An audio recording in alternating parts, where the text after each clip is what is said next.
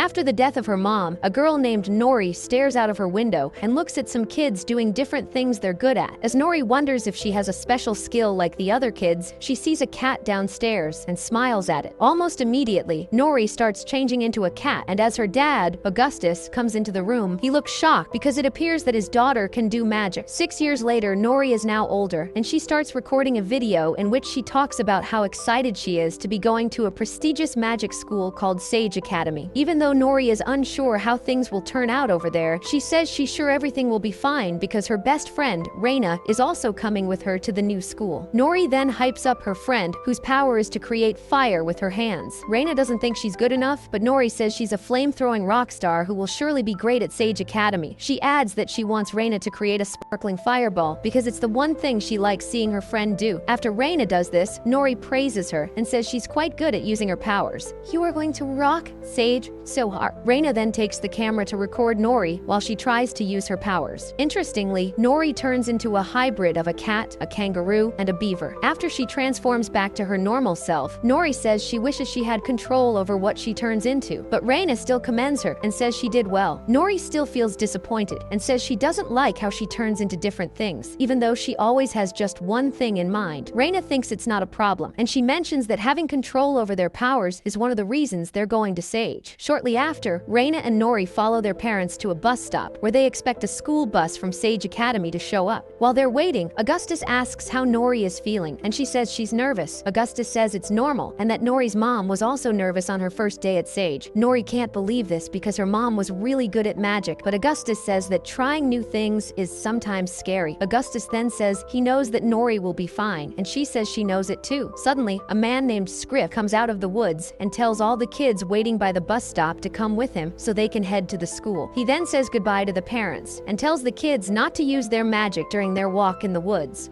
It's no magic. Okay? After all the kids also say goodbye to their parents, Scriff leads them into the woods. On the way, Nori tries to talk to a boy named Andrus, but he doesn't respond to her. A few minutes later, Scriff stands in front of a hole and tells the kids to follow him through the portal leading to the school. Reina looks nervous, but Nori encourages her to feel better, and they walk through the portal together. Just then, they get to Sage and see some students using their powers. As Reina watches some students using their fire powers, she says they're pretty good, but Nori mentions that she's better than them. Shortly after, the new intakes enter the school and meet a woman named Ms. Nightslinger, who says she's the headmaster of Sage Academy. She tells the kids that they're all there because they have magical powers, which they'll learn to use the Sage way. She then mentions that Sage Academy is divided into 5 classes, with each one being for a specific type of power. Based on this division, kids who are able to create fire with their hands are sent to the Flare class, while the Flyer class is for those who can fly a few feet off the ground. The Fuzzy class is for those who can talk to animals. The Flicker class is for kids who can levitate things with their hands, and the Fluxer group is for students like Nori who can transform into an animal. Talent to transform into any animal. Nori looks excited and calls herself a Fluxer, but Nightslinger doesn't get this. She then mentions that all the students will still have to take a placement test to see if they qualify for the honors level class. Shortly after, Nightslinger sits with some other teachers at the school to evaluate the students one class after another. The first class to be evaluated is the Flare class, and the kids are told to light a candle from about 6 feet away. The first candidate thinks it's too simple because he can do something bigger, but Nightslinger says that the kids are not there to show off. She adds that they're all at the school to learn things the Sage way. After the boy does what he's told, he's given a card and told to leave the hall. As more students pass the test, they're also given their cards and told to wait outside. Shortly after, a boy named Elliot is only able to shoot smoke out of his hand, and Nightslinger calls him the first lost cause of the day. When it's time for Reina's assessment, she does quite well and is given her card. The next class to be evaluated is the Fuzzy class, and all the students are able to communicate with an animal as part of their test. What's your name? Banjo. For the Flickers, who are told to move a vase toward them from 6 feet away, a girl named Pepper only manages to move the vase forward and smash it against a wall. She also scatters the papers on the panel's table, and even though Nightslinger looks disappointed, she says that Pepper did good. The Flyers are next to be evaluated, and they're told to fly 3 feet off the ground and stay in the air for 30 seconds before landing safely. When it's Andres' turn, he takes off his bag and flies toward the ceiling. Nightslinger complains that he's not doing what he has been told to do, and she tells him to come down. Unfortunately, Unfortunately, Andres can't control his power to come down, and that's why he's always wearing a bag filled with bricks. Seeing as he can't land safely, Nightslinger calls on Scriff to bring Andres down with a ladder. The last class to be evaluated is the Fluxer class, and the students are told to transform into a gray kitten and hold the form for 6 seconds. During her test, Nori transforms into a flying kitten, and this leaves Nightslinger and the other teachers shocked. After she changes back to her normal self, the teachers don't look too impressed, but they still give her a card. Shortly after, Nightslinger tells all the new students to assemble outside the school building. Attention, everyone!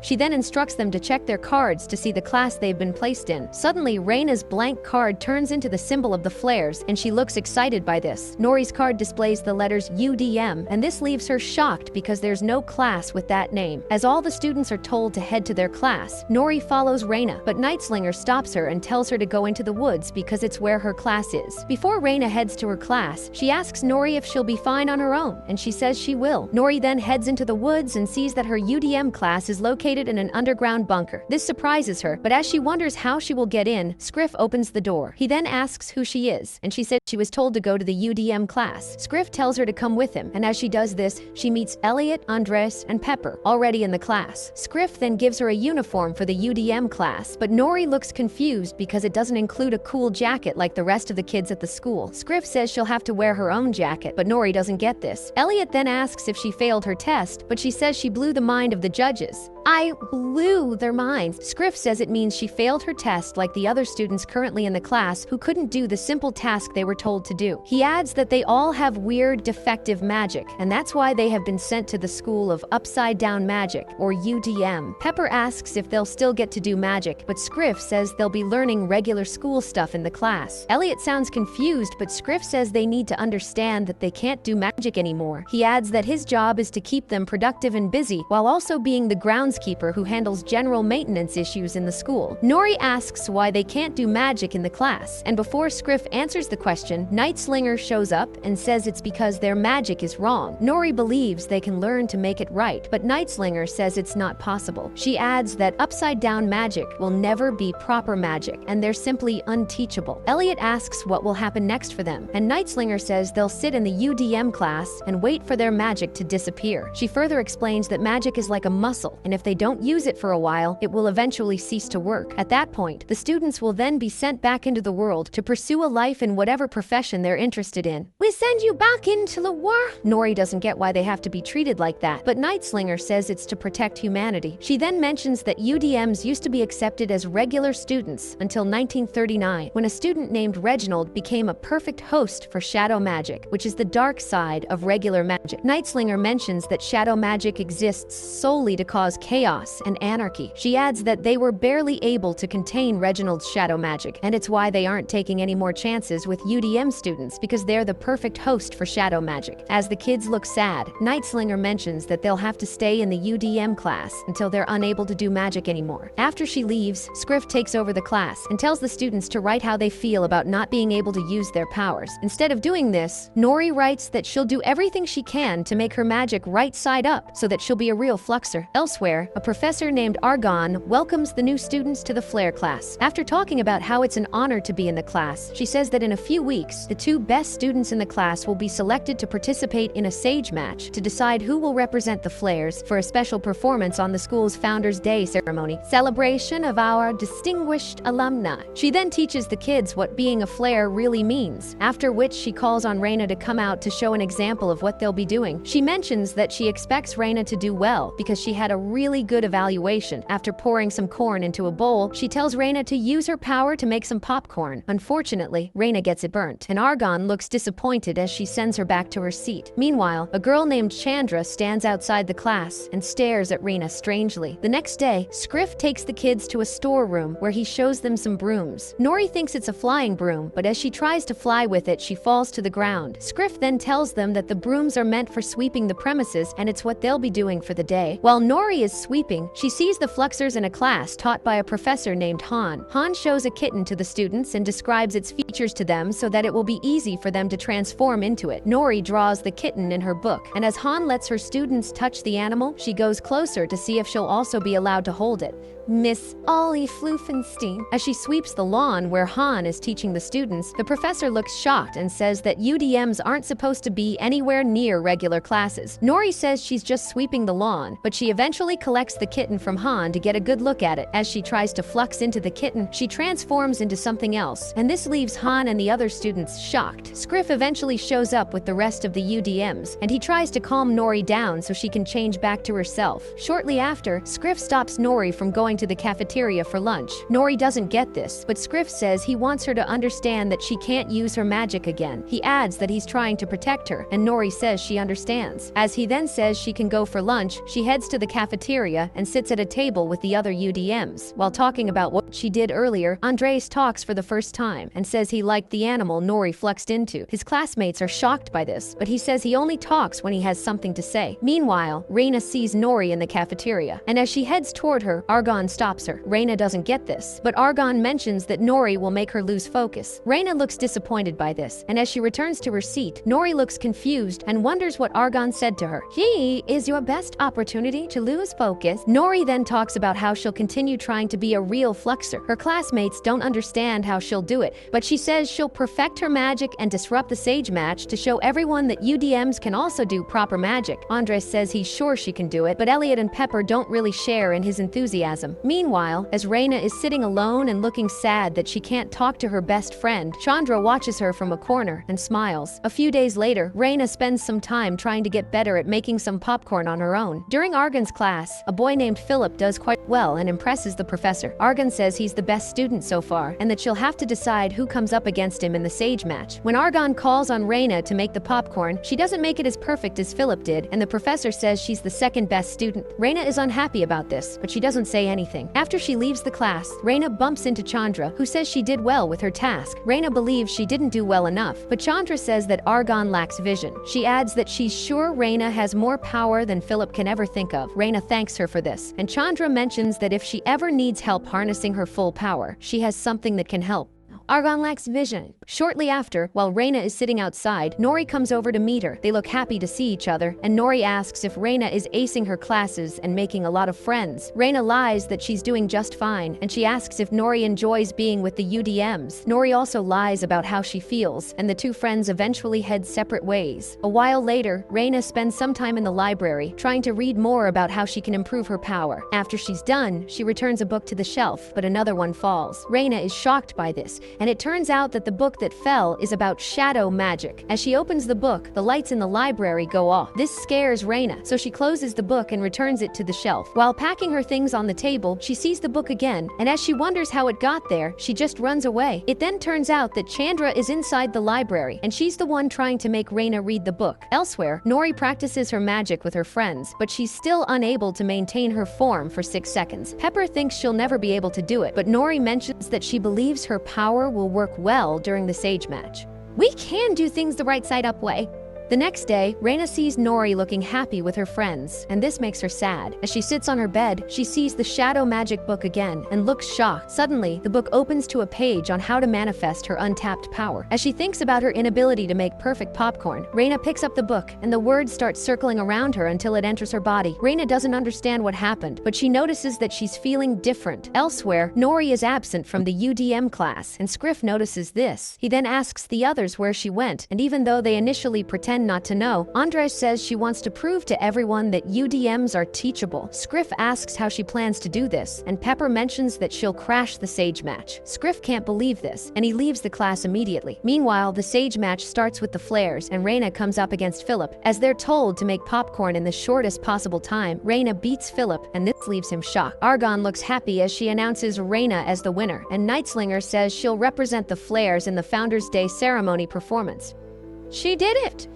Before the next class is called for their sage match, Nori barges in and says she wants to show everyone what she can do. Nightslinger tells her to leave, but she says she won't. As she then tries to flux into a kitten, she transforms into something else and starts flying around. Reina looks sad to see this, but she decides to show her friend a sparkling fireball so that she'll calm down and change back to her normal self. As Reina does this, the fireball suddenly grows bigger, and she can't seem to understand what's happening. She eventually uses the fireball to hit Nori, who then falls down and changes back to her normal self. Reina immediately runs to apologize to Nori, but she says it's nothing. Nightslinger then tells Nori that the only reason she won't be expelled is because her power is still dangerous to the public. She adds that Scriff needs to do better in keeping his students in the bunker. She also mentions that the next time the UDMs do something unacceptable, Scriff will lose his job. Scriff is shocked to hear this, but Nightslinger says that the UDMs are also banned from attending the Founders' Day ceremony. Nori's classmates are unhappy about this. The UDMs are banned! And as they get to the class, they complain about how she gave them false hope that things would be better. Nori then apologizes to them and says she only thought things could work out well for them. Scriff feels sad about this, and he tells the students to follow him outside. He then says he knows that Nori apologized earlier, but she really had no reason to do that because all she did was try to think she was better than what Sage said she was. He adds that he should be the one apologizing for allowing their dreams to be crushed by Sage's rules. He says he has had to endure letting UDMs sacrifice their dreams instead of helping them understand their powers. He also mentions that Nori has made him believe that things can change for them. As he says he'll teach them how to be better, the kids wonder how he'll do that because he doesn't have powers. Scriff says it's not true and that he can actually sing to communicate with animals, unlike the other fuzzies who simply talk to them normally. He then tells them that he came to Sage as an orphan, and since he didn't have anywhere to go, he was told to wait behind and work as a groundskeeper who would teach future UDMs like him. Nori asks how he's still able to use his powers, and he says he kept using them over time. Now you all know why. After this, he tells the kids that they'll begin their training the next day. As they're heading back to the bunker, Nori tells Andres about how the day started badly, but suddenly got better. She then talks about how she noticed something different in Reina's power. She says that her friend has likely been working hard to sharpen her powers, and she'll try to talk to her about it. Meanwhile, Reina returns to her room after the Sage match and meets Chandra waiting for her while holding the shadow magic book. As Reina asks what she wants, Chandra says she's there to congratulate her on winning the match and also tapping into her full power. Reina sounds shocked and says she could have killed Nori with the fireball, but Chandra says it's one of the side effects of using shadow magic. She adds that Reina can't just take one thing and move on from the book. Reina tells Chandra to leave her room with the book, and she does just this. However, Reina still sees the book in her room, and this leaves her shocked. As she opens the door to call Chandra to come back to pick up her book, she sees Nori in front of her. Reina looks shocked to see Nori, but she immediately hugs her. Nori then asks if she can come into her room to talk to her, but Reina refuses to let her in so that she won't see the book. Nori finds this weird, but she doesn't say anything. I'm tired. It's been a long day, I need to sleep. The next day, Scriff starts training the UDMs with a counter-curriculum he developed after monitoring the Sage Way for many years. He then tells the students to think of what they want their powers to do, instead of trying to change it. With this, Scriff allows Andres to fly without his bag to see how far he can go. He then lets Pepper rake some leaves using her powers, while Elliot tries to use his powers to smoke out some bees. Interestingly, Scriff gets Nori to trim the flowers in the school to help her learn how to visualize and physically manifest different animal combinations. He also makes her feel confident about trying to change into different animals. Days later, Scriff makes the kids better at using their powers, and this makes them happy. Elsewhere, Reina feels lonely as she sits down and watches her classmates doing some tricks with their powers. Chandra then sneaks up on her and says she's better than all of them. Reina tells Chandra to leave her alone, but she says she can't. She adds that Reina has read her book, so they're stuck together. As Chandra talks about how they can possess real power if they team up, Reina yells at her to go away. Reina's classmates ask who she's talking to, and as she says it's Chandra, they don't seem to know anyone with that name. Yo, I said go away! Chandra then tells Reina that she's the only one who can see her. Reina is shocked by this, and she decides to head back to her room. Chandra stops her before she goes too far, and she tells Reina that she wants her to know her worth. She adds that Reina is just like her old friend, Reginald, who is always insecure about his powers. Chandra says that Reina is much more powerful, and she's even perfect. Suddenly, the lights in the room start flickering, and as Reina asks what's going on, Chandra says she's accepting the shadow magic into her body. She adds that Reina is tired of hiding in the shadows shadows when she can be the shadow. As she tells Reina to say that she's tired, she does just this and starts absorbing the shadow magic. Coincidentally, Nori comes to the school building to look for Reina. As she's about to enter, she sees the lights outside flickering and she wonders what's going on. When Nori enters the building, she sees that Reina's eyes have gone fully dark. She appears to have been possessed, and as Nori calls her name, the entity inside her says she's no longer Reina. Nori looks surprised because she thought only UDMs could be possessed by shadow magic. However, the entity mentions that it can possess anyone. It adds that it will get rid of everyone in the school, starting with Nori. Nori tries to get Reina to fight to gain control of her body, but since the entity is about to attack her, she runs away.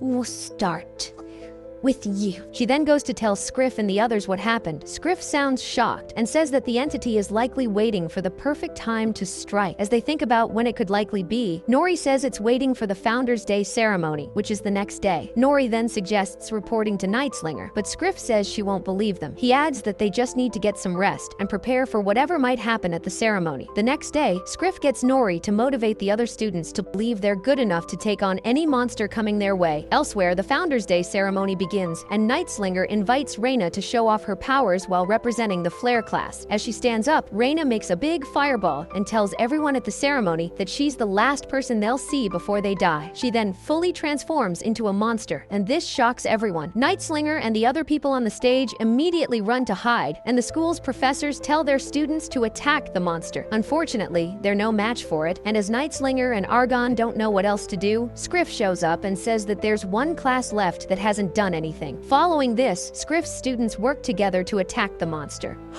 I can't see through all that smoke! Nori also turns into a hybrid of a dragon and a kitten. After she manages to bring down the monster, Nightslinger tells the Sage students to take it down. Before they can do this, Nori stays in front of the monster to stop them from attacking it. Scriff and Nori's classmates also stand in front of her, and Nightslinger asks what they're doing. Scriff says that Nori's best friend is inside the monster, so they can't destroy it. After this, Nori changes back to her normal self and tells Reina to fight harder than she has ever fought in her life. She also calls her a flame-throwing rock star, but the monster still seems to be in control of Reina's body. As it nearly attacks her, Reina creates a sparkling fireball and uses it to destroy the monster from within. This makes her pass out, but as Nori goes close to her, she wakes up. The two friends then hug each other and look happy to be together again. I'm doing a lot better now. Me too. All the students also clap for them, and the leaders at Sage Academy change their rules to ensure that UDMs are incorporated as regular students. With this, Elliot becomes a Flare. Andres joins the Flyers. Pepper stays with the Flickers. Scriff gets a job as a professor for the Fuzzies, and Nori enjoys being a star with the Fluxers. Even though she was initially condemned to be part of a class for students with unusual magic, Nori didn't give up being a Fluxer. She always wanted to have something special, and with the help of Scriff, she was able to get better and show everyone that she wasn't an abomination. This also proved to be very important, as she and the other UDMs saved Reina and everyone at the school from getting killed. Nori's journey showed that believing in yourself and embracing what makes you different can lead to great things.